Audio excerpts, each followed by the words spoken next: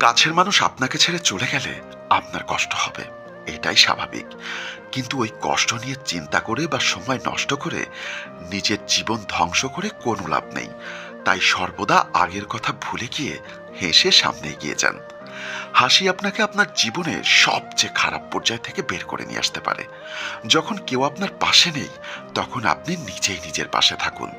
মানুষ কষ্ট পেতে পেতে একসময় এমন হয়ে যায় যে তার মধ্যে আর কোনো ফিলিংস বলতে ওরকম কোনো কিছু বাকি থাকে না। তার কাছে কান্না ও হাসি এক হয়ে যায়। কষ্ট মূলত দুটি জিনিসে: এক, কিছু হারাতে, আর দুই, জীবনকে সেখান থেকে নতুন করে শুরু করতে। কষ্ট চিরস্থায়ীভাবে থাকার কোন জায়গা নয়, বরং এটা জীবনের একটি টানেলের মতো, যা আপনার জীবনকে অনেকবারই অতিক্রম করতে হবে। ভালোবাসা শুধুই কাছে পাওয়াকে নয়, বরং তার চলে যাওয়ার কষ্টকে বুকে ধারণ করাকেও বোঝায়।